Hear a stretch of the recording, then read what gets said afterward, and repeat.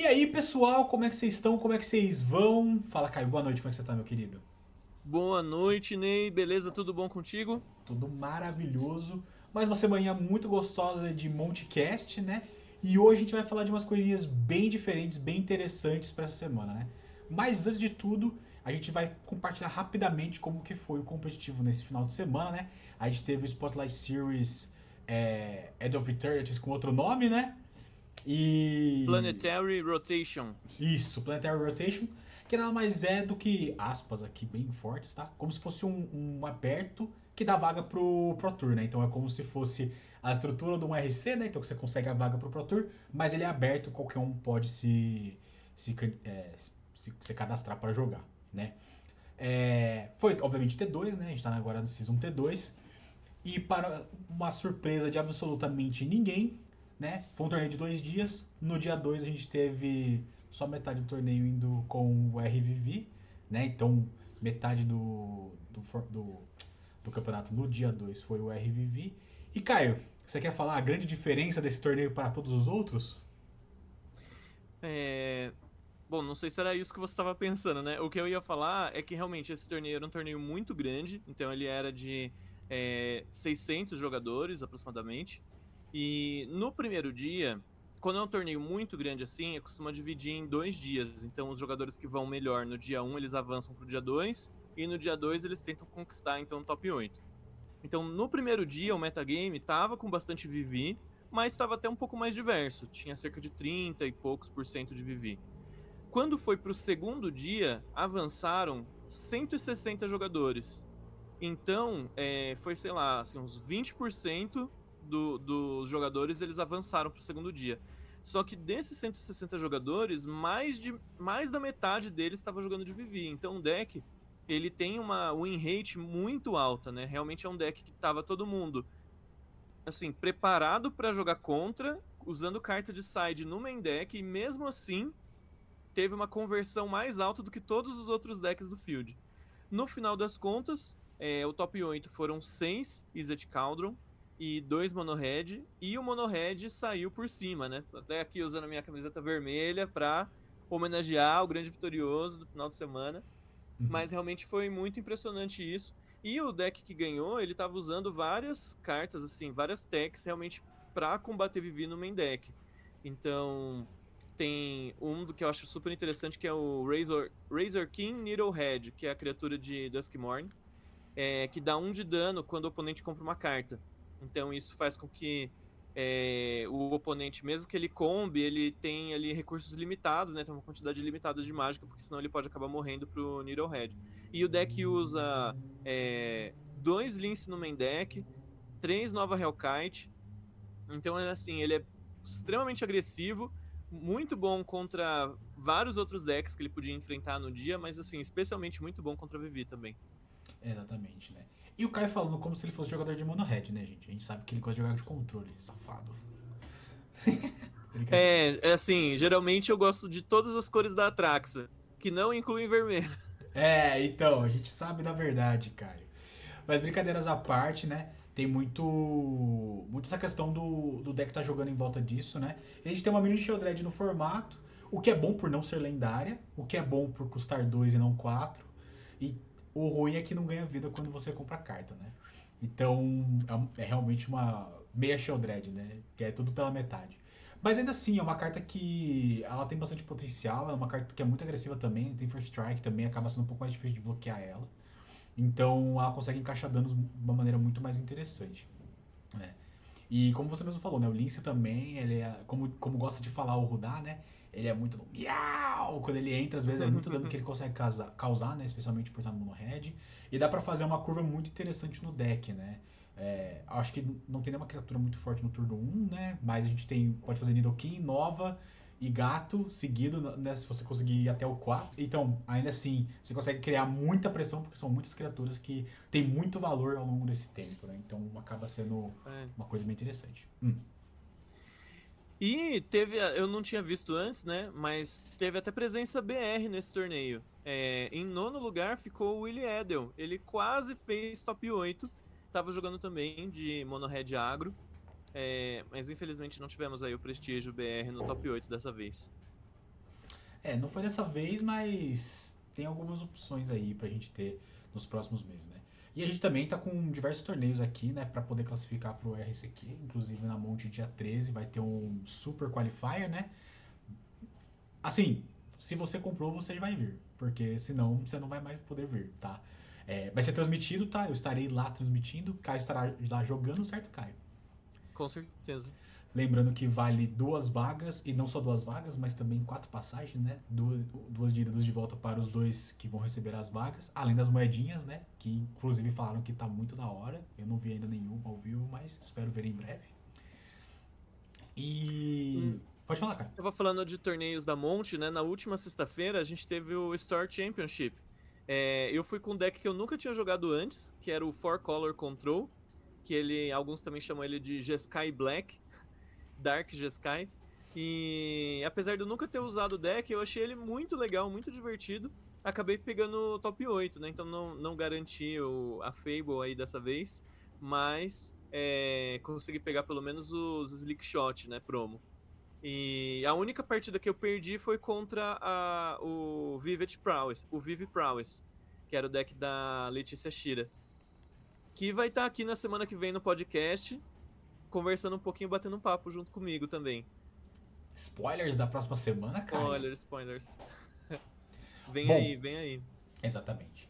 E, bom, a gente já comentou rapidamente, né, sobre o competitivo. Vamos falar então, Caio, sobre o assunto principal que a gente estava preparando para hoje, que é o estado da arte do Magic, né? Brincadeira da parte, a gente estava falando muito sobre o estado do design de fato, que o Mario ele faz anualmente, né? Uma retrospectiva, e ele fala um pouco de como foi feito o design nos últimos anos, o que ele sentiu que foi um acerto, o que ele sentiu que foi um erro, o que ele sentiu que, na verdade, ele não fala como erro, né? Ele fala como melhorias, né? Que ele pensa em melhorias, que é isso. Então, a gente vai dar uma lida aqui no. A gente vai colocar também, obviamente, o artigo para vocês lerem junto com a nossa conversa aqui sobre isso. Mas a gente queria comentar algumas coisas que a gente sentiu, que ele recebeu de feedback, e a gente, como pessoas que estão aqui no dia a dia vendo o jogo, né? O Caio jogando e eu narrando, o que a gente está sentindo dos formatos, o que a gente está sentindo das coleções novas. Pensar um pouco dos aspectos também, como a gente vê as coleções, né? A gente estava discutindo um pouco antes de começar, né, Caio? Ah, você vê mais para um lado competitivo, vê mais para um lado de lore, e aí, né? Então a gente vai fazer um comentário sobre isso, né? Caio. Eu gosto muito desse artigo, eu costumo acompanhar todos os anos, acho que eu acompanho desde o primeiro, se não desde muitos anos atrás, porque é interessante, né? A gente como jogador de Magic, que é muito assim apegado ao jogo, tá muito investido nisso, a gente adora dar os nossos palpites, os nossos pitacos, por mais que seja completamente sem lógica nenhuma de um ponto de vista da empresa, né, que tá produzindo o jogo, mas a gente como jogador adora dar os nossos palpites. Então, que ocasião melhor do que aproveitar o episódio do podcast para poder falar as nossas opiniões. Então, já começando perguntando para você, Ney, você comentou que quando você vai avaliar assim uma coleção, você olha um pouco a parte do flavor, um pouco da história, assim, das mecânicas, mas o seu foco principal é o competitivo. Com certeza. Eu gosto muito da lore. Eu acho que. Eu gostava mais, vamos colocar assim. Eu achava que ela era mais interessante quando era em blocos. E a gente tinha muito mais história envolvida. Isso era muito legal, né? Mas isso acabou ficando muito em mim, né? Hoje em dia eu gosto de ouvir muito da lore, né? Assisto muitos canais aqui, o Formato for Fun, por exemplo, né? Que fala bastante sobre lore no geral. Ouço também outros canais, Eu né? gosto do formato for fun, mas eu gostaria muito de vídeos de lore de super resumo, tipo TikTok de lore. Ah, Eu acho que eu sei. já tô ficando um pouco desgastado, assim, de vídeo de lore de 2 horas. Sim, é complexo, assim. Tem alguns canais pra isso, depois eu até te passo, cara. Mas eles conseguem resumir bem, né? E eu acho que de um aspecto, até saiu um Reels recente no canal da Bolt, né? Que a gente tava falando sobre quando se poderia entrar o comando de Colagan, por exemplo, no formato T2, né? E aí, não sei se vocês viram, mas eu falo, pô, não faz sentido ter um comando de Colagan sem ter Colagan no set, né? Teria que ter outro nome, né? Teria que ser como se fosse uma carta que ela tem um nome original dela em inglês, né? E aí ela vai chamar de outra forma dentro do contexto para poder ser aquela carta, né? Então, que nem eu dei o exemplo dos Godzillas, né? Da carta Godzilla. Então, tem o Idaro, Wandering alguma coisa. E aí tem um Godzilla que é um Idaro, então você pode usar qualquer um dos dois, que é a mesma coisa. Pensei algo nesse sentido, né? E aí, voltando, né? Isso tava falando pro Kai, né? Essa parte de lore, assim, hoje é um pouco mais de uns 30% assim do que eu penso quando eu vejo um set, né? E os outros 70% é parte de competitivo mesmo. Como isso vai afetar hoje em dia, né? Muito mais. Como que isso vai afetar o T2? Como que isso vai afetar o Modern? Como isso vai afetar o Legacy, né? E a gente entende que a gente vai fazer essa análise, né? Pensando principalmente em formatos eternos, de uma maneira que a Wizards não faz, né? Ela se propõe a colocar edições do T2 pensando no T2. Então, tudo que foi. Então, se você for pegar o ano que ele fala aqui, né? Que vai desde Bloomburrow até Final Fantasy, né? Tudo isso foi pensado em T2. Tudo aquilo, assim, pensando na edição principal, né? Não a edição de Commander. Então, tudo isso é pensado pro T2, mas obviamente isso reflete em outros formatos, né? A gente vê cartas que saem do T2 e vão jogar Modern, vão jogar Legacy, né? Então, eu penso nesse ponto, né? Então, como que isso vai afetar? E aí a gente vê os frutos depois, né? Então, é bem interessante pensar por esse lado, né? O Caio, eu acredito que é algo parecido com isso, né, Caio? Eu gosto, assim, eu acho que a parte do competitivo é bastante importante, né? Eu também acho que, principalmente as coleções que são do T2, elas precisaria ter mais testes, assim, para não quebrar o formato como tá acontecendo. Mas eu olho muito também a questão, por exemplo, se o limitado é divertido, porque eu adoro jogar draft, eu jogo muito draft no Arena, então eu gosto quando o formato de draft ele realmente é mais complexo, ele é um pouco mais desafiador. E também quando eles conseguem fazer formatos de draft que fogem um pouco do padrão, porque coleções básicas costumam ter mecânicas mais simples, né? Então você sempre vai ter os mesmos arquétipos, digamos assim. E quando eles conseguem inovar um pouco nos arquétipos, eu acho isso muito legal. Um disclaimer que eu quero fazer aqui, já que a gente vai ler esse artigo do Maro, né? Tem algumas pessoas que consideram o Maro como Deus, assim, dentro da Wizards, né? Se ele falou uma palavra, aquilo é absolutamente verdade e nunca mais pode ser contestado. E a gente sabe que se no passado ele já teve mais influência, hoje em dia ele tem bem menos influência do que teve no passado. E também que muitas coisas mudam, né? Então, por exemplo, artigos, respostas que ele deu no Blogatog há 5, 10 anos atrás, hoje em dia não tem peso nenhum mais. Muitas das coisas que ele falou no passado já foram. é, já teve contradição, já foi feito o que ele falou que não ia fazer e assim por diante. Então eu gosto de olhar esse artigo do State of Design ainda, de um ponto de vista mais, como você comentou, né? É como se fosse o Mario tentando passar para os jogadores o que de feedback eles receberam, só que de uma forma muito filtrada. Então, às vezes a gente fica, né, nas redes sociais tentando passar para a Wizards uma mensagem, ó, a gente quer isso, quer isso, quer isso, e parece que a Wizards realmente não recebeu a mesma mensagem, não entendeu a mensagem que a gente queria passar. E aí, nesse artigo, ele meio que deixa isso explícito, né? Qual foi a mensagem que a Wizards capturou dos jogadores de cada uma das coleções do último ano. Então, acho que é importante ter isso em mente. Exatamente. Você colocou um ponto muito interessante, Kai, que é essa questão de não quebrar mais o T2, né? Eu acho que tem muito a ver com uma política de Fire também, pra tentar ser uma coisa diferente, né? Isso vem também de alguns anos atrás, de uns anos pra cá. Mas vamos ler o artigo em si, né? Ele começa, né, falando, colocando todos os artigos antigos, né, até 2024. Então, se vocês quiserem ler, vai ter todos lá. Então, vai ser uma leitura bem extensa e vai ser interessante para ver a evolução, né, de todo esse processo do Mario. Mas vamos focar em 2025, né? Bloomberg até Final Fantasy, que foi o que a gente conversou. E aí ele fala, né? O primeiro ponto que ele sempre gosta de começar é como foi o último ano de Magic, né? No quesito de design. E ele sente que isso, no geral, foi excelente. Ele tem essa percepção porque ele vê que conseguiram, né? Fazer uma boa mesclagem, ele fala muito disso, né? Sobre o que é Magic de verdade, entre aspas, aqui, né? O que está bem dentro do Universes Within, que a gente chama, né? Dentro do universo Magic, mas também o Universes Beyond, que agora está entrando no T2, né? E começa com o próprio Final Fantasy, né? Como que é todo esse processo. Então, ele sente que o equilíbrio aí tá chegando num ponto bacana e que ele tem um bom relacionamento, ele tem uma boa visão sobre isso, né? Esse foi o primeiro ano que teve as coleções de Universes Beyond no Standard.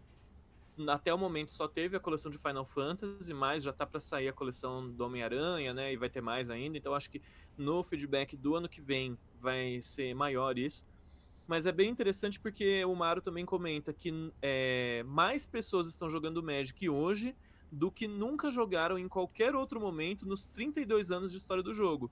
E isso é muito verdade, né? A questão, assim, das métricas do ponto de vista de empresa, né, de vendas e tudo, realmente explodiu em 2025, como nunca antes se viu no toda a história do Magic. Hum.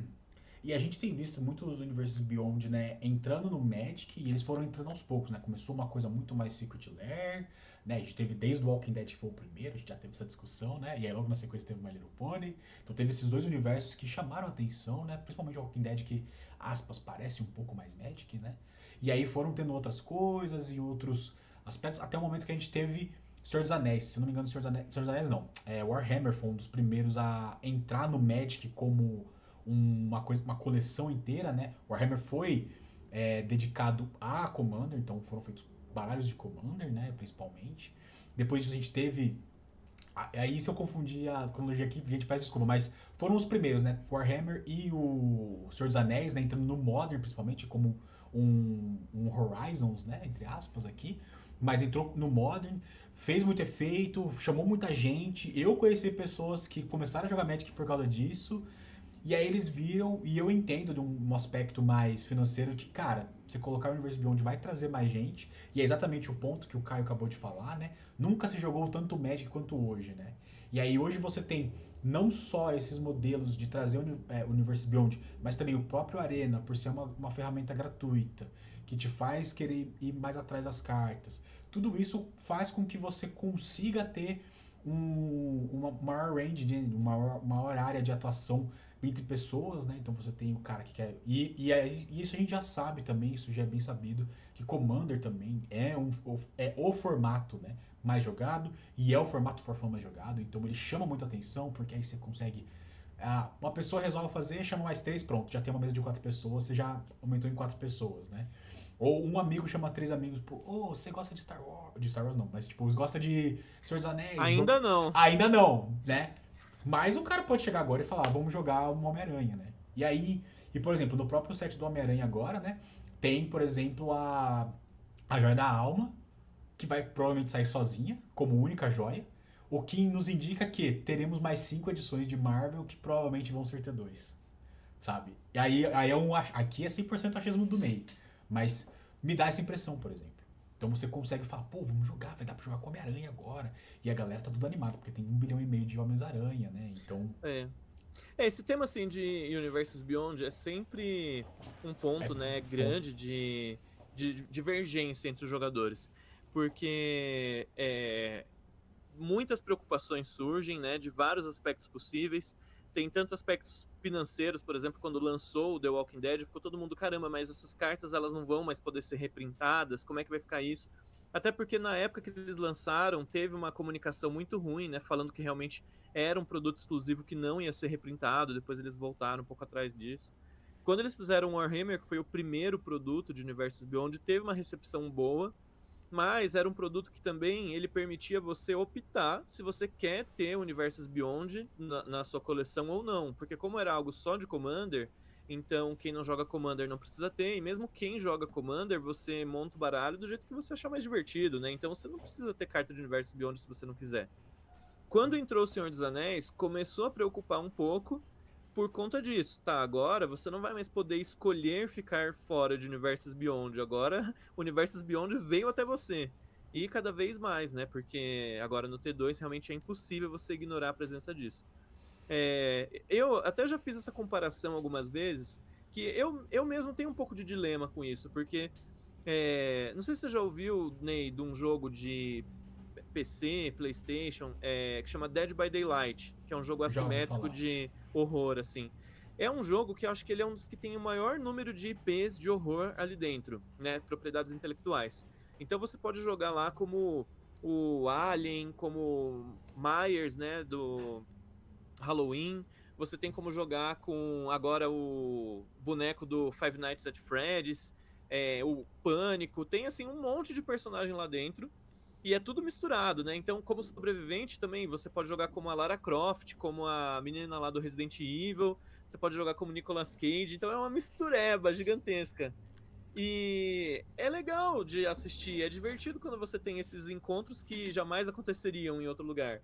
Então, isso dentro do Magic, por que que isso me chateia tanto, digamos assim, sendo que em outros jogos eu acho isso divertido.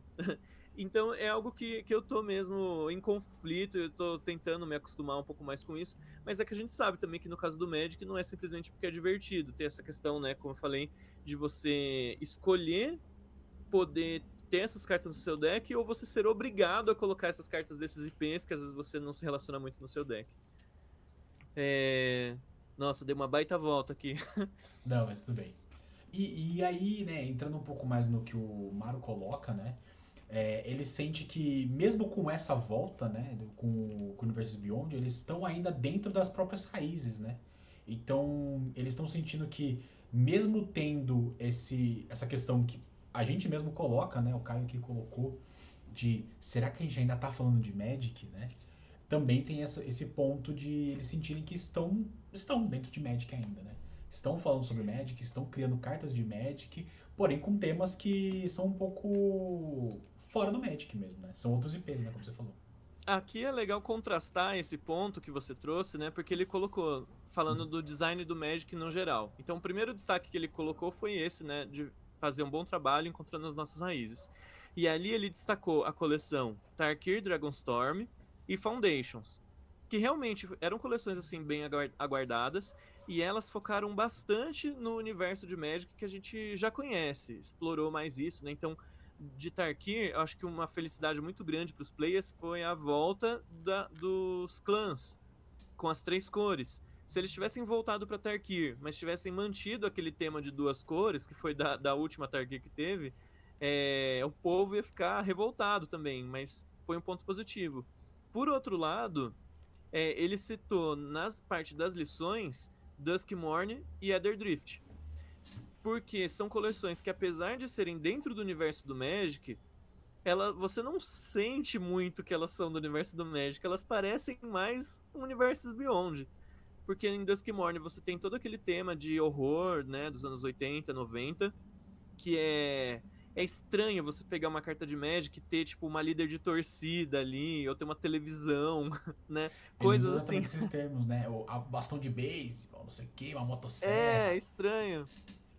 E no caso de Eder Drift também, né? Tinha muito uma pegada ali, Mad Max e tal. Mas o que os jogadores mais queriam ver nessa coleção era a Moncat, Muraganda, tipo, explorar mais isso, né? E não foi isso que eles focaram. Eles focaram muito mais na questão dos carrinhos lá, né? Nos Da pilotos e própria tudo mais. corrida. E daí ele colocou que até foi um erro também do ano anterior, que eles tiveram aquele problema do chapéu de detetive, do chapéu de cowboy, que as cartas elas tinham uma estranheza, assim, que não parecia pertencer ao universo de Magic. E infelizmente nesse último ano esse problema ainda persistiu, né? Sim, exatamente.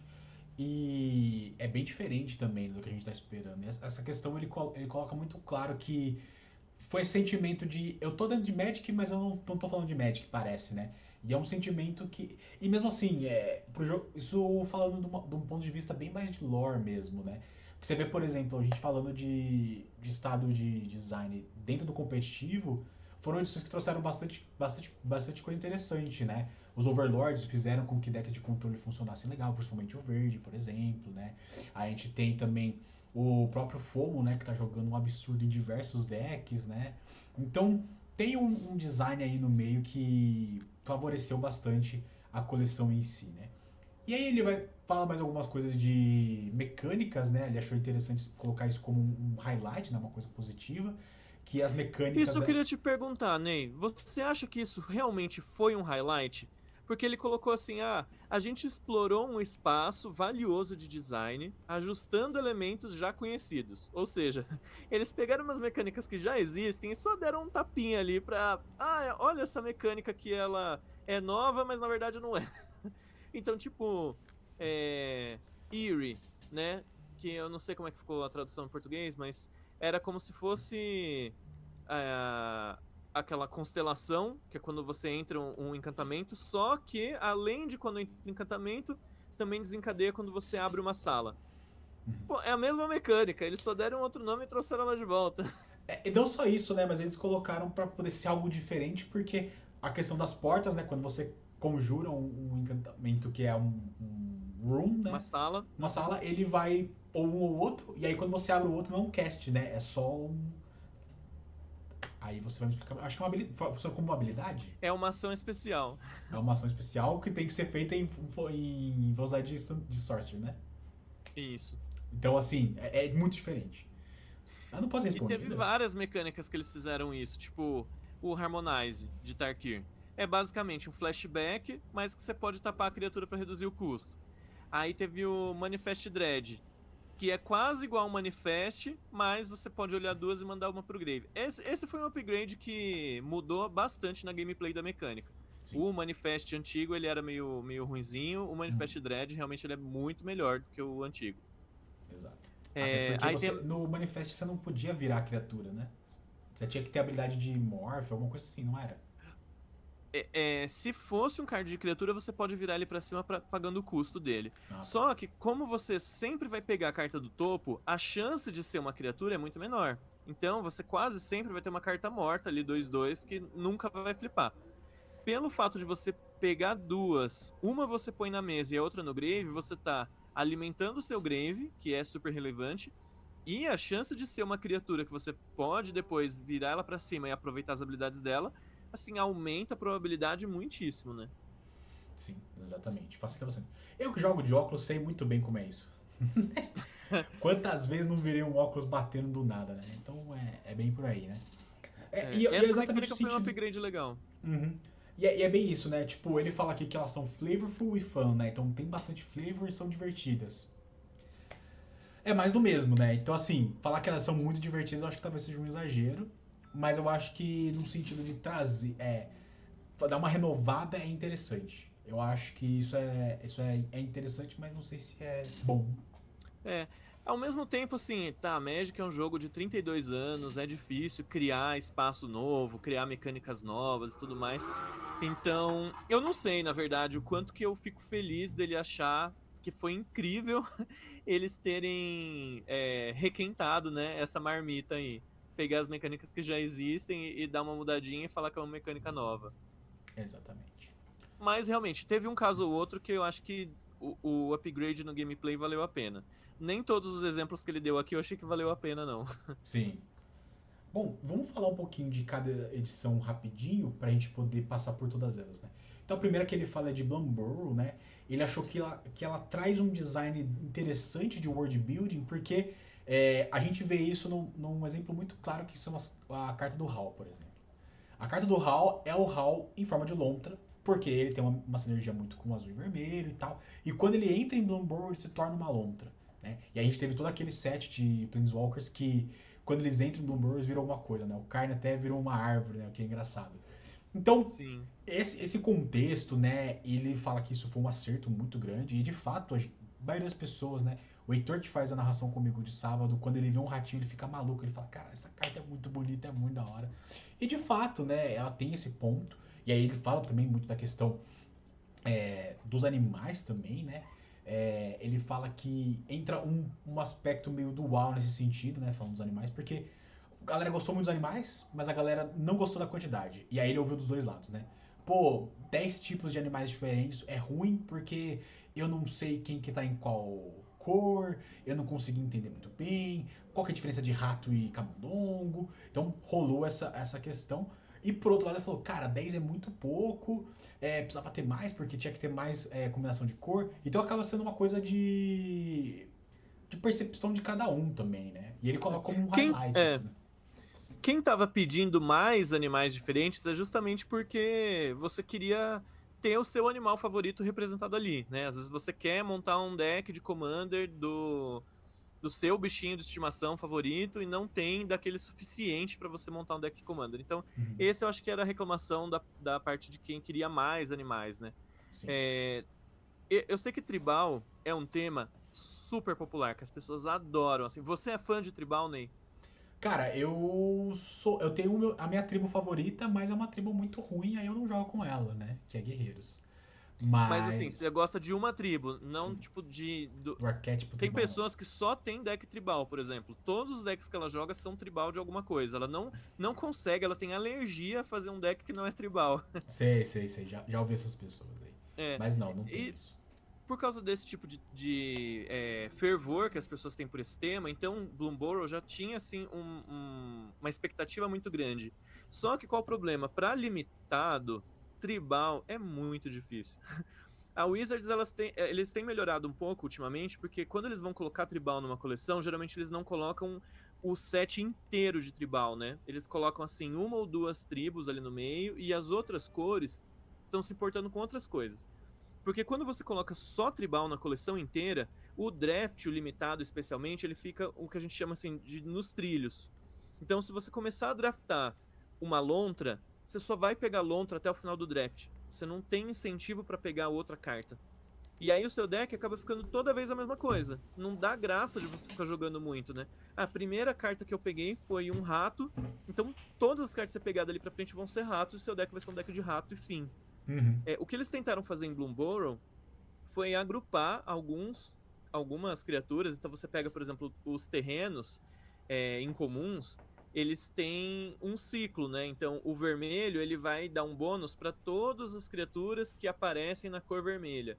Meio que eles estavam tentando incentivar os jogadores a colocar mais de um tipo de criatura no deck. Só que na prática não deu certo. E aí você acaba tendo 10 tribos que vão estar disputando entre si. É como se fosse, por exemplo, uma coleção de Ravnica, que você tem as 10 guildas numa coleção só. Foi isso que aconteceu em Bloomburrow. A Foi diferença é exatamente que isso. em Ravnica, se você tem, por exemplo, Azorius, Dimir e Orzhov, você junta os três e faz um deck Esper. O negócio funciona. Em Bloomburrow, se você pega essas três combinações de cores, você vai ter aves, morcegos e ratos. E aí você faz um deck do quê? Mono Black. Nada, um churrasquinho grego, né? É tipo, você vai ter que fechar num acordo que os três tenham. Porque se você não fizer isso, você não vai conseguir gerar. Porque cada um vai estar vinculado a outra cor. Né? E não vai ser tipo uma cor mais três, mais duas, né? Vai ser uma cor mais três. Então você vai ter que fazer um four color praticamente. Né? Então, Então do acaba ponto sendo de muito vista difícil do isso. limitado, Ele eu fala não sobre isso gostei de também. Bloomburrow, achei bem ruim. Eu gosto até de algumas coleções que têm temas tribais, mas como eu falei, que não tá necessariamente em todas as cores, ou que não tem 10 combinações de cor numa coleção só. Eu tô muito empolgado para Lorien no início de 2026, porque Lorien, né, é também uma coleção tribal muito popular, só que você não tem todas as cores ali de combinação. Então você tem lá os tritões, você tem as fadas, você tem os elfos, e tem algumas combinações de cores que simplesmente não tem nada. E além disso, você tem os morfoloides, que eles ajudam um pouco a você fazer ali uma cola, né, entre as diferentes tribos. E essa Exatamente. também era algo que Bloomburrow não tinha. Talvez Bloomburrow pudesse ter sido um pouco mais bem sucedido se eles tivessem feito 5 combinações de bichos para as combinações, por exemplo, aliadas. Então, Azorius, Gruul, Rakdos, esse vai ser um tipo de bicho. E para as classes, aí eles fariam entre os bichos, né? Então, por exemplo, você tem nas combinações inimigas um deck de clérigo, um deck de mago, um deck de, sabe, xamã, Soldado. que foi mais ou menos o que eles fizeram, soldado, que foi mais ou menos o que eles fizeram entre Lorien e Alvorecer, só que não Uhum. foi tipo na mesma coleção, né? Mas tinha uma coesão ali. E eles poderiam ter feito isso em Bloomburrow pro draft não ficar tão ruim quanto ficou. Exato, né? Então, eles até colocam isso exatamente como uma coisa de aprendizado, né? Então, importante fazer isso, né? Passando para a próxima edição, né, Duskmorn, Então, eles sentem, no geral, que o plano foi um sucesso, né? E eu acho que, de fato, foi um sucesso mesmo. O plano, ele conseguiu se distinguir de um plano de horror, de um plano de um plano de horror muito forte, que era Innistrad, né? A gente voltou 3 vezes pra Innistrad. Então, é um horror que é muito diferente. Então, você não sente que é dentro daquele mundo, né, de vampiros, não sei o que. É uma outra coisa, é um horror mais cósmico, assim, né? Uma coisa É meio verdade. Cthulhu e não sei o que. Mas é. Cthulhu não, Cthulhu é a Hearthstone. É. Cthulhu, essas coisas, né? Então, Lovecraftiana, né, que a gente chama. Então, tava Sim. mais pra esse mundo, né? Então, conseguiu desvencilhar de um outro tipo de horror, né? E ele fala também que o pessoal sentiu que a mecânica do jogo, da edição, foi divertida exatamente por limitado, que é uma coisa que o Caio vai poder falar melhor, né? Se ele concorda ou não. E ele fala também que existe um grande contraste com Blue Burrow, né? Uma coisa bonitinha, florida e bichinhos. E aí, pá, tô falando de horror, de seres horríveis, que o tipo é horror mesmo, né? É. Então, criou essa dualidade que é bem comum do Magic por ser uma coisa de multiverso, né? De É várias coisas. interessante esse contraste, acaba acentuando, né, os pontos fortes de cada coleção. Eu sou um grande fã de filmes de terror. Você gosta de filmes de terror, Ney? Não, Não, nem um pouco? não sou muito fã, não. Eu, assim, gosto muito. Ultimamente, eu praticamente só tenho assistido filmes de terror. Eu quase não tenho visto filmes de outros gêneros mais.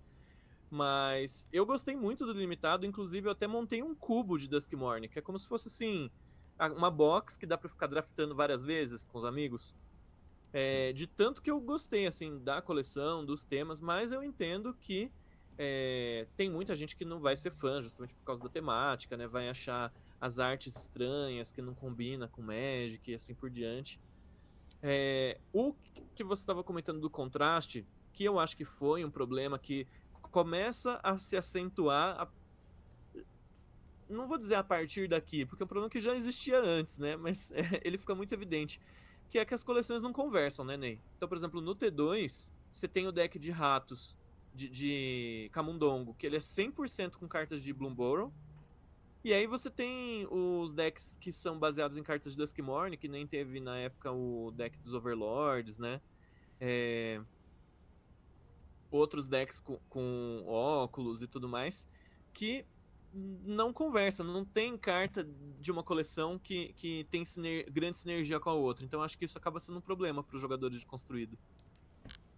Exatamente, né? Então, foi uma coleção que eu particularmente achei muito interessante, muito legal, gostei bastante.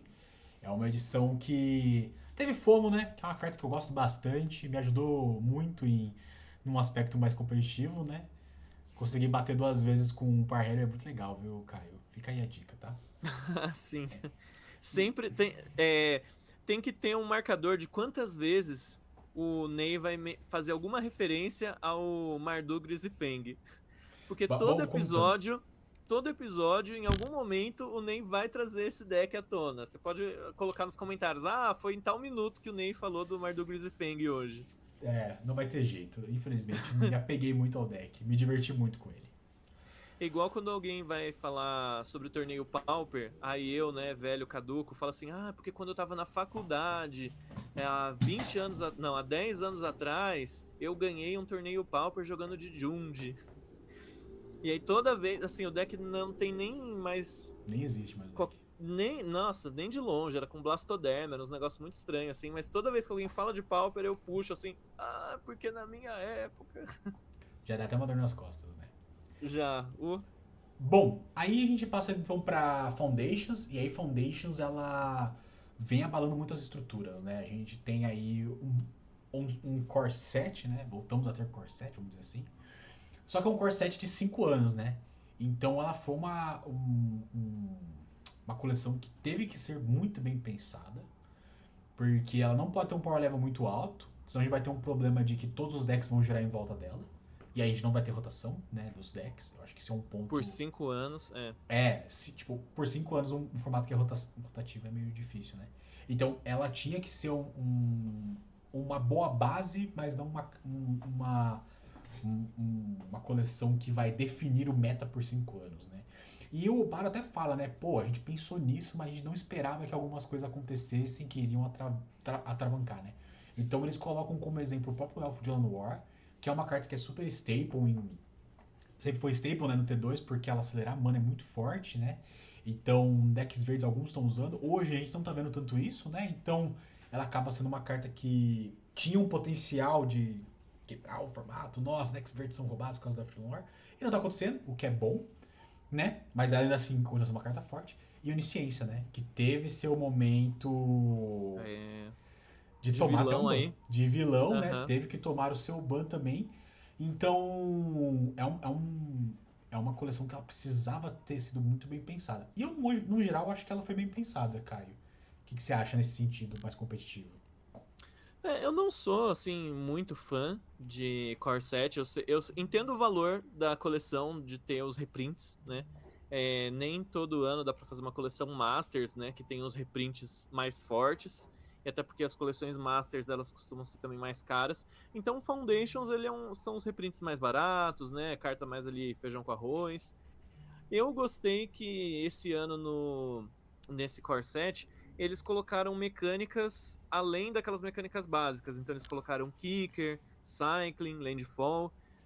Eu acho que no design de Magic de 20 anos atrás, essa exclusividade das mecânicas estarem assim totalmente atreladas a um plano e eles só reprintarem as mecânicas quando volta para o plano, tinha um espaço lá atrás que hoje em dia a gente já podia flexibilizar um pouco mais isso, né? Então eu fico feliz deles estarem usando mais essas mecânicas, porque são mecânicas que têm um espaço de design muito grande, dá sempre para você estar criando novas cartas com essas mecânicas.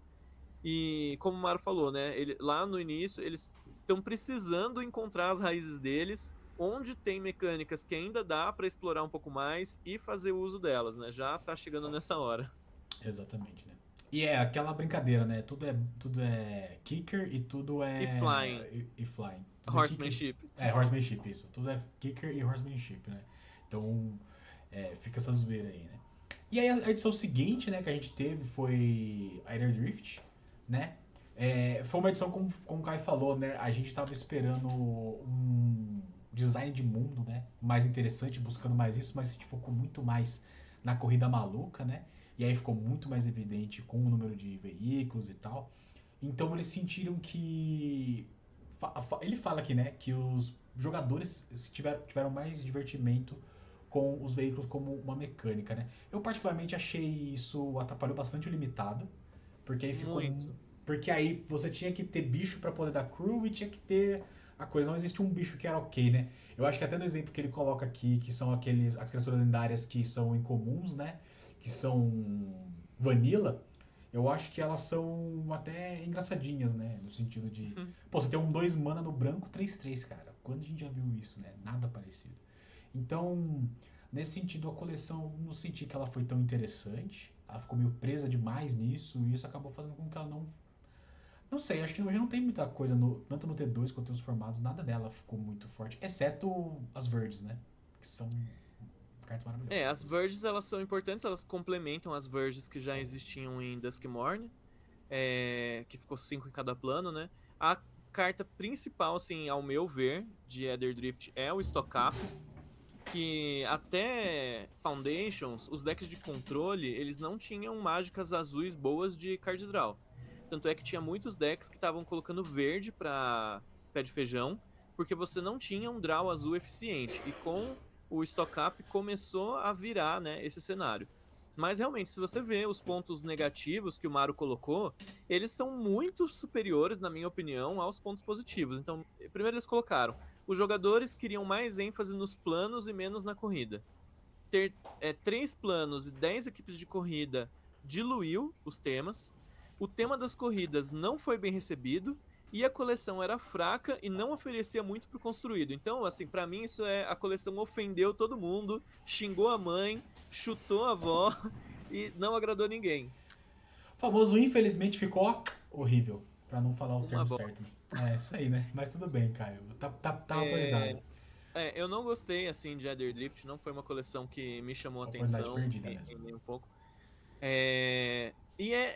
O que me surpreende mais é como se fosse assim a desconexão entre os designers e os jogadores. Dos designers, assim, acreditando que, pô, as pessoas vão gostar disso, vamos mandar isso aqui, vamos colocar uns carrinhos de corrida, vamos colocar umas lands que parece que você tá dirigindo, assim, olhando uma estrada, e uma desconexão tão grande dos jogadores falarem assim, odiei. E, cara, Kaladesh, né, que iniciou isso tudo, foi uma edição que a galera, caraca, mano, que da hora, dá pra bater com o artefato agora, e ele é um veículo, e ele fica, e zaza. Pô, os caras conseguiram fazer com que ninguém gostasse dessa edição, cara. Tipo, realmente, assim. E o ponto que eles colocam positivos, né, eles falam que Start Engine é uma mecânica legal, e é uma mecânica ok. Não é nenhum Transformers, né, não é uma coisa, uou, da hora, mas ok. Falam que o pessoal gostou de veículos, mas a gente acabou de falar sobre isso, que não Todo é mundo bem isso. gosta, né? Tem ali um veículo na coleção e tal. Eu vou só fazer mais um comentário sobre o Mar do Grizzly Fang, porque as lentes que o Caio falou aqui são muito legais pra colocar no deck, tá? Só isso. Vamos Eu acho que o passar. ponto de aprendizado para eles de design foi isso aqui que o Mario colocou. Foi ótimo ver 3 planos diferentes em um único set.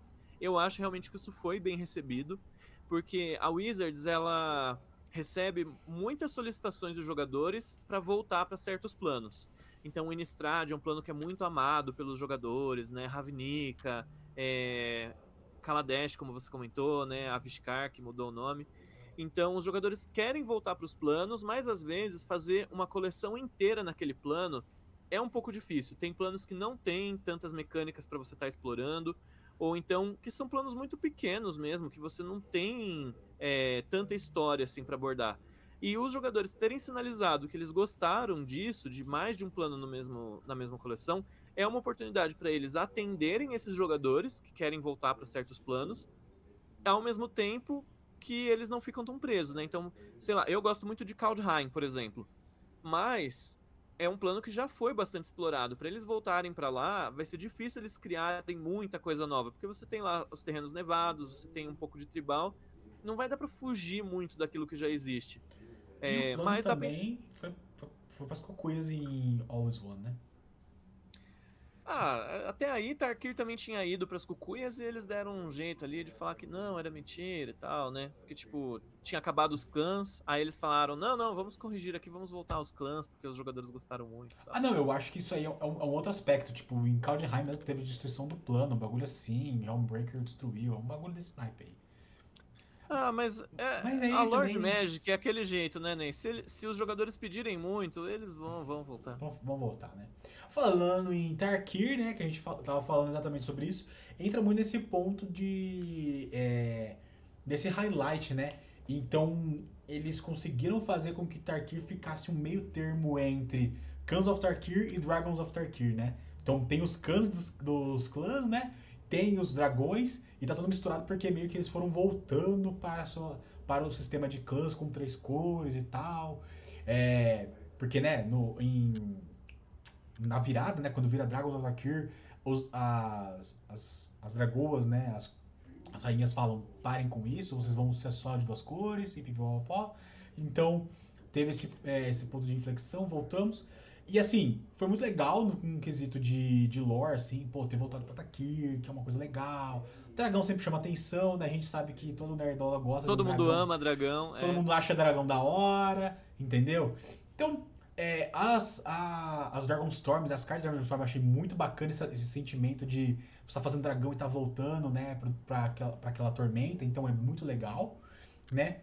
É, eles colocam aqui uma frase que eu acho bem interessante. Nós estamos ficando melhores em fazer coisas de 3 cores. E eu senti que eles realmente estão acertando nesse ponto.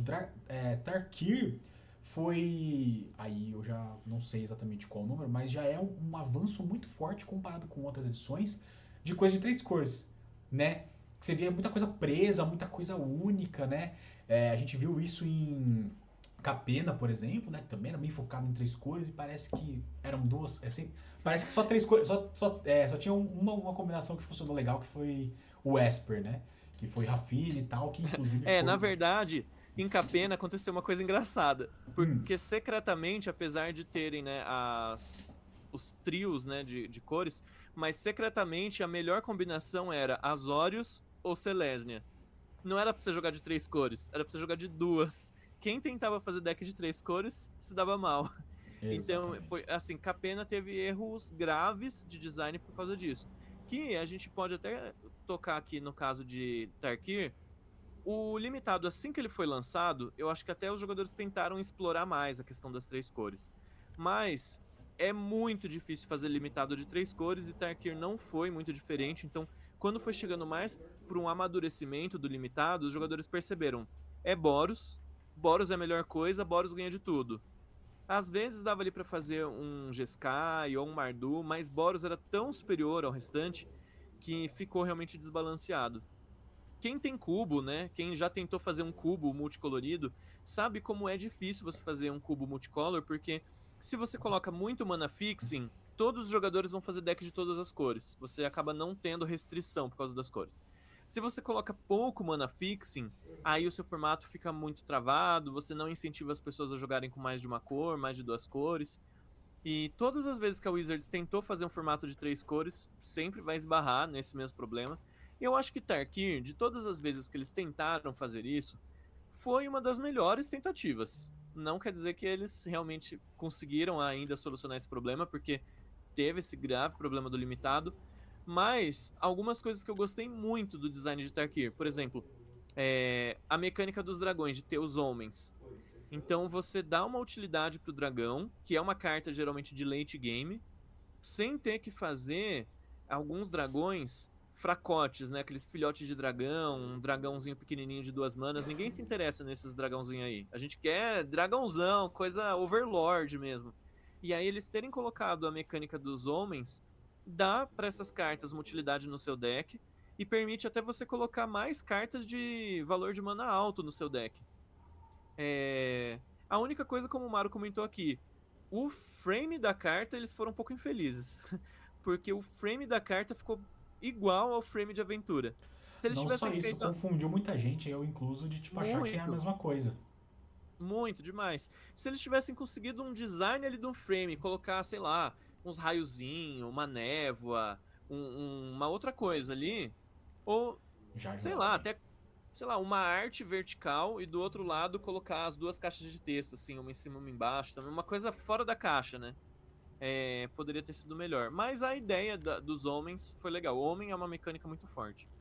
E eu achei muito legal porque é um presságio, né, do que o dragão está vindo. Tá Então, vindo, isso é legal. e aí é uma coisa interessante, porque né, estamos nessa situação aí de você. O dragão tá vindo, então ele volta pro deck, você embaralha e pode comprar ele de novo, né? Então isso é uma coisa interessante. E eles Nesse conseguiram flavor você achei isso bem legal. muito, nossa, foi muito acerto. E eles conseguiram fazer um set de 3 cores sem ter que recorrer, dessa vez, a uma mecânica de é, Trioma. metamorfose. Ah, Esqueci a palavra. Metamorfose, porque no primeiro Khans of Tarkir eles tiveram que colocar metamorfose. E metamorfose é uma mecânica que tá muito datada. As cartas são muito fracas, né? Eles tentaram voltar com uma mecânica look-like metamorfose em Mansão Karlov, que também foi bem mal recebido. E até eles poderiam ter feito metamorfose de novo, porque tem cartas no T2 que já entram, né, no campo viradas para baixo. Então você tem o Manifest Dread, que tinha saído em Duskmourn, você tem cartas de Mansão Karlov ainda no T2. Mas eu fiquei feliz também, porque eu não gosto de metamorfose, e eles não foram por esse caminho, conseguiram resolver, né, o limitado de 3 cores sem ter que recorrer a isso. isso realmente foi ótimo. E aí a gente entra na última edição que eles comentam, que é Final Fantasy, e Final Fantasy, assim, de um ponto de vista financeiro, um sucesso absoluto e estrondoso, né? Foi o set mais vendido da história do Magic, e Sim, de todos os tempos. de todos os tempos. Foi um set que, por ser um universo Beyond, foi um pouco mais caro, então ainda mais, né, de lucro aí para Wizards, o que só faz ela pensar em colocar mais, né? Tanto é que com o sentimento que eu tenho é que a gente tá tendo 3 Universe Beyond seguidos praticamente, né? A gente teve Edge of Eternity, mas a gente vai ter agora Homem-Aranha e depois Avatar ainda esse ano, né? Que são de fora, né, do Magic, e aí cara, assim, dá um sentimento de estranheza, né? Por ser alguma coisa muito nova, mas ao mesmo tempo dá um frescor, é uma coisa meio dúbia, assim, né? Você tem esse sentimento também, Caio? Ou você já é mais purista de. Não, nada a ver. Na verdade, o receio que eu tenho depois que deram essa notícia, porque pra você que tá ouvindo, que você não sabe, né? Eu não vou lembrar exatamente os números, mas foi uma coisa assim. A coleção do Senhor dos Anéis, que foi a coleção anterior mais vendida de todos os tempos, ela alcançou um faturamento, acho que tinha sido de 200 milhões de dólares, em, sei lá, 100, 150 dias após o lançamento da coleção. Então, sei lá, lançou em junho, quando chegou lá pro final do terceiro trimestre, ali setembro, outubro, aí ela bateu o marco de centenas de milhões de dólares. Bateu o recorde. Final Fantasy bateu esse recorde em menos de 24 horas. Foi uma coisa assim muito absurda. E isso me deixa com medo no sentido de que, pelo fato, né, da gente viver num sistema que visa o lucro e tudo mais, todo ano o lucro tem que aumentar, o lucro nunca pode diminuir. Então, se esse ano foi um ano incrível de faturamento para Hasbro, no ano que vem tem que aumentar, não pode diminuir. Como que eles vão fazer para aumentar o que já foi o recorde de todos os tempos? Então isso é o que me deixa um pouco preocupado, assim. É IP nova atrás de IP nova. É o sentimento que me dá, assim. Porque é o que vai fazer de fato, né? Vai ficar bem. É, é o que tá trazendo, né? Porque você pega assim, pô, Magic já é um jogo bem nichado, o sentimento que eu tenho, né? Apesar de ele estar meio desse mundo nerd aí, ele é bem nichado ainda. Enquanto que um Avatar, por exemplo, é a infância de, sei lá, hoje a maioria das pessoas, né? A Uhum. maioria dos adultos que viu assistindo desenho viu Avatar. E, pô, agora tem um jogo novo de Avatar, né? Cara, eu lembro quando lançou a Lenda de Korra, sabe? O desenho, né? Já fiquei, caramba, mano, que da hora. Imagina um jogo novo, sabe? Então, isso cria essas expectativas. E Final Fantasy é um exemplo muito claro disso, né? Muita gente, muita gente viveu Final Fantasy, né? Desde o 1 até o 17 hoje, né? Então, assim, é uma legião de pessoas a mais no jogo, né? E isso, obviamente, chama atenção. É um público novo, é um mercado que aumenta. E você tem que buscar novas formas de trazer pessoas para isso, né? E uma das formas que talvez seja uma forma rápida e fácil é com novas propriedades, né? E aí o próximo que vai lançar agora, né, é o Homem-Aranha, né?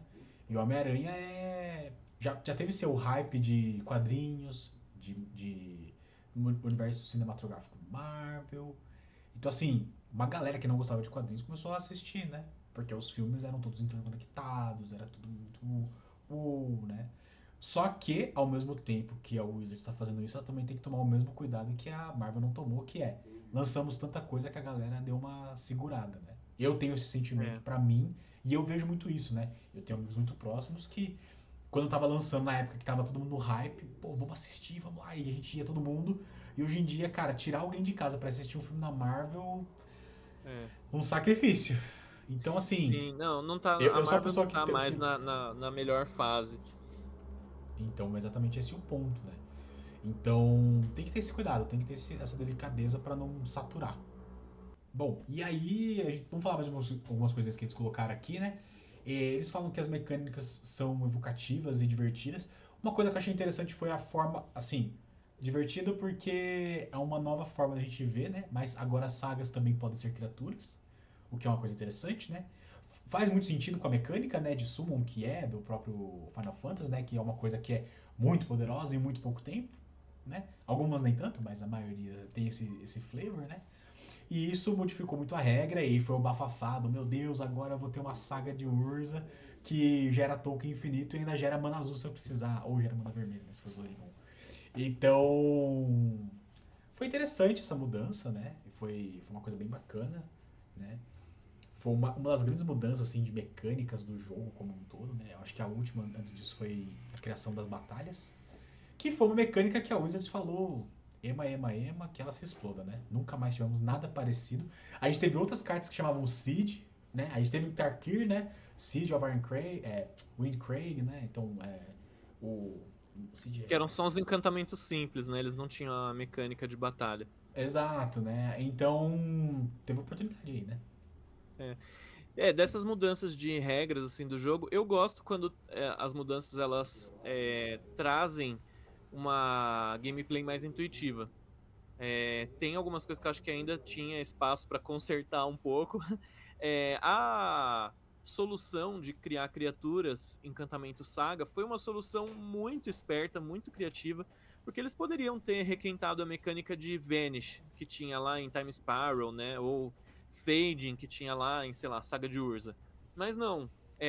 Eles sabiam que essas mecânicas não eram bem recebidas, elas tinham uma gameplay que não agradava muitos jogadores, e o tipo Saga, ele resolve o problema da criatura não ficar de um modo permanente no campo, ao mesmo tempo que traz ali muito mais habilidades para a criatura, muito mais efeitos e permite muito sinergia com outras coisas. Então, eu acho que realmente quem teve essa ideia de fazer criaturas Encantamento Saga foi uma ideia brilhante. O Exatamente. limitado de Final Fantasy foi muito legal. Eu não cheguei a jogar o pré-release, mas eu joguei muito draft no Arena e eu gostei bastante. Realmente, eu achei que tinha todas as cores, tinham cartas muito interessantes ali, as mecânicas. Tinha o arquétipo de fazer vila, tinha arquétipo de equipamentos, tinha arquétipo de fazer duas mágicas no turno, tinha os magos, né, que ficavam dando dano no oponente. Uma coisa que estragou um pouquinho o limitado, na minha opinião, foi o bônus cheat que teve nessa coleção, que eram reprints, né, com artes de Final Fantasy. As artes, pra mim, eram feias, a maioria delas era bem feia. E tinha algumas que eram power level muito alto. Você percebe que eram reprints focados pro Commander. E aí no limitado, às vezes vinha, por exemplo, uma Nagila do nada. E aí você simplesmente perde, assim, não tem o que fazer. Exato.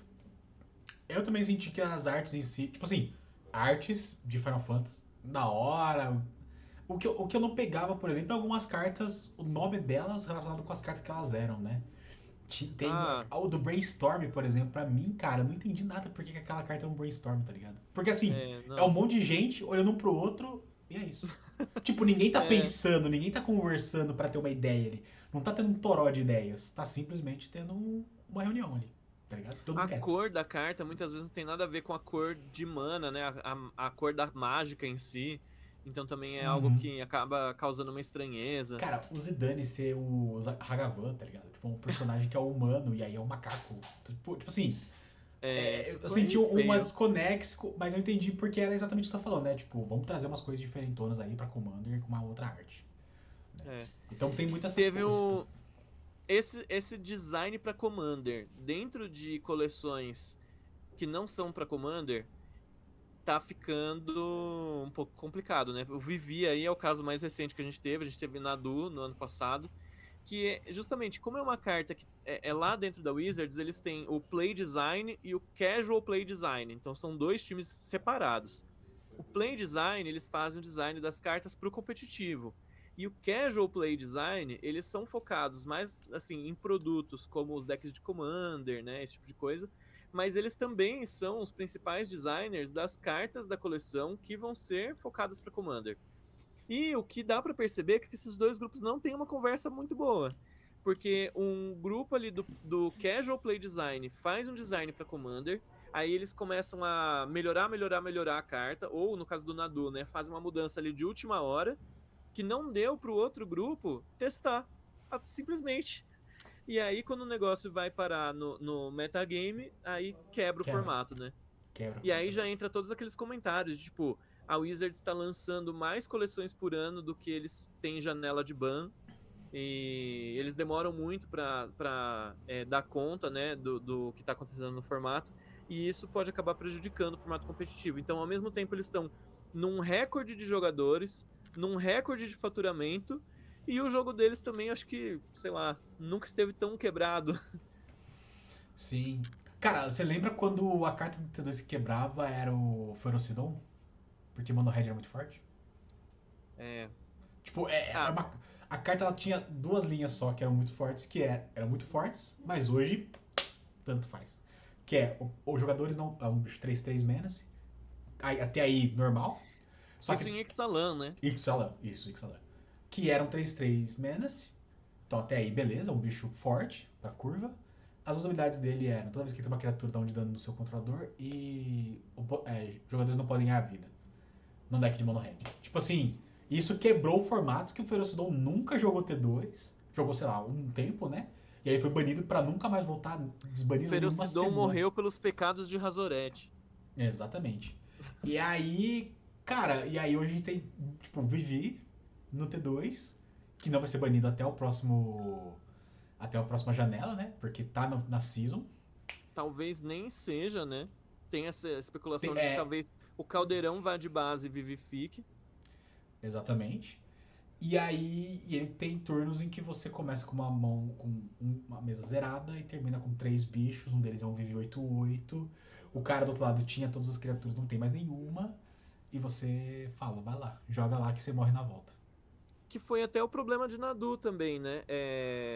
Tinha prints, né, dos jogadores jogando competitivamente, daí tendo que usar uns papeizinhos para identificar. Essa criatura já ativou a habilidade do Nadu 2 vezes. Essa ativou a habilidade do Nadu uma vez. Essa não ativou nenhuma vez. Tá tendo a mesma coisa com o Vivi. Essa criatura não ativou a habilidade do Vivi ainda. Essa já ativou. E cria uns board state completamente confusos, né? Sim. É o mesmo problema, assim, é o mesmo cenário. E também, outra similaridade do Vivi é em relação à coleção do Senhor dos Anéis, porque a gente teve cartas problemáticas ali, principalmente se falar o Anel, Exato. e ele levou muito tempo para ser banido, né? A Wizards claramente assim deixou a carta sobreviver por muito mais tempo do que ela deveria, pelo fato de ser uma carta de uma IP famosa, ser uma carta de Universos Beyond. E é Eles uma baniram carta assim. assim. Você fala Senhor dos Anéis, a primeira coisa que veio é o anel. Tá no nome, tá É o ligado? anel, exatamente. Tá, é o símbolo da coleção, é tudo, né? É em É volta tudo. daquele anel. E eles seguraram o máximo que eles podiam, assim, eles estavam todos os dias Uhum. rezando pra que aparecesse Alguém algum deck que não parasse os usasse Boros. anel e que eles tivessem uma justificativa pra não precisar banir. Uhum. E agora eles estão fazendo a mesma coisa com o Vivi, assim, torcendo de pé juntos, pelo amor de Deus, alguém descobre um deck que justifique a gente não precisar banir o Vivi. E Wizards, é muito fácil. Coloca mais remoção preta boa no formato. Me ajuda. Não vai resolver, Tá eu sei. difícil. Mas pode me Tá ajudar. difícil. Saudades Go for the Trophy. É. Isso é uma coisa que a gente pode conversar em algum episódio mais pra frente aí de design, porque Trazer cada vez cartas mais as pro criaturas. T2. Cada vez mais as criaturas elas têm 15 habilidades e as remoções elas continuam sendo destrói a criatura alvo. De Então, 3 mana, assim, 4 mana. alguma coisa não fecha nessa conta. Hum. Cara, o que foi muito interessante na época era Fatal Push e o Elidir agora, né? Que era um design interessante, né? Mas hoje. Mas mesmo assim, o Sim, oponente ele já gerou valor com a criatura dele, né? Por mais que você fez uma troca entre aspas, 1 para 1, o seu não oponente foi. gerou valor. Então, se Não o foi seu pra mim. deck for inteiro dessas cartas 1 para 1, você vai perder. Sim. É, tem muito mais show pra gente conversar, né, cara? Se tivesse tempo, tava aqui falando, né? No geral, o que você achou desse último ano aí, Ney? Cara, eu acho que qualquer resposta que eu der agora vai ser muito maculada pelo Vivi, pra ser bem honesto. Hum. Porque eu, no overall, tava sentindo que tava legal até Vivi dominar tudo, sabe? Veio numa E. onda, né? Core Steel Cutter, depois Vivi, tá complicado. Uhum, tá difícil, né? E. Eu acho que, assim, são decks que. Parecidos, mas com intuitos diferentes, né? Um era bem mais focado no Prowess, o outro gerando valor com outras criaturas, né? Então, apesar de ter uma base parecida, né? O R, então decks diferentes. Mas a gente veio de cenários em que, falando assim, todo o T2 que eu joguei, né? Então, a gente veio de um cenário que o BG era muito forte, passamos pro UB, aí depois pros Overlords, entramos numa era de Core, e agora estamos com o Vivi. Então, assim, tá sendo uma rotação, né? Então, isso é interessante no formato, ele tá mudando. Né? E lembrando também, uma coisa que a gente discutiu com o Dana na última conversa, né? O T2 ele não tem cartas suficientes pra gente falar tem 10 decks. Isso é natural do formato. Mas é interessante que ele tenha mais do que 1, 2 decks, né? E assim, a gente vê caso, por exemplo, muito antigo, de que o Mono Red tava jogando com tudo, o cara foi lá no Pro Tour com o Mono White anti-red e ganhou o Pro Tour. Então, assim, não é interessante que isso aconteça, porque isso prova um ponto, né, de que há um desequilíbrio de design, mas eu sinto que a gente também vive numa era de informação, e aí essa era de informação faz com que as pessoas deixem de pensar e vão atrás apenas do que está jogando, sabe? É óbvio que também por conta disso a gente tem muitas pessoas testando, tem muito mais gente que vive de Magic para isso, criando deck, criando conteúdo, fazendo novas coisas, novos testes. Então é uma dualidade de ninguém quer tentar, mas também ninguém quer. Mas também a inovação não é grande o suficiente, sabe? Então é. A gente pode ficar aqui umas 2 horas discutindo aí. Eu acho um pouco desonesto, né, quando surgem esses comentários de é porque os jogadores são preguiçosos de encontrar um deck que vença de Izzet Cauldron. Igual você falou, assim, a quantidade de pessoas testando e de partidas no Arena é um negócio assim absurdamente maior do que todos os playtesters da Wizards. E eu acho que nessa altura do metagame, se existisse esse deck, ele já teria aparecido, né? Faz sentido. Então Faz sentido. Pelo número de pessoas jogando também. E assim, a gente, falando no nosso micro-universo aqui de monte, né? A gente não vê isso acontecendo. A gente vê pessoas jogando com decks que gostam, com decks que pensaram, com decks alguma coisa. Eu mesmo, se eu fosse jogar, não jogaria de Vivi. Apesar de ter 90% do deck. Saca? Foi o Então, que o Rudá comentou na semana passada. Assim, o ambiente de lojinha ele vai ser mais casual, vai ser mais o que os jogadores gostam, né? Sentem prazer em jogar. Mas se você quer jogar para ganhar, né? Que nem foi esse torneio agora, o Spotlight, você vai usar o melhor deck. E o melhor deck tem nome, tem RG, tem endereço e não tem como fugir. exatamente. Bom, pessoal, a gente vai ficando por aqui. A gente agradece muito todo mundo aí que compartilhou conosco. Siga-nos nas redes sociais, siga a Monte, siga o Caio, me siga. A gente vai deixar o artigo para vocês lerem aí com calma e também o melee do torneio que a gente comentou no começo, o Spotlight Planetary Rotation. Planetary Rotation. Adorei o papo, Ney. Muito obrigado. Sempre muito bom, Caio. A gente, infelizmente, talvez não se veja semana que vem, fica aí no ar, por quê? E lembrando, pessoal, sempre comentem aí o que vocês querem ouvir nas próximas semanas, tá bom? Caio, obrigado, boa noite, bom descanso e falou! Falou!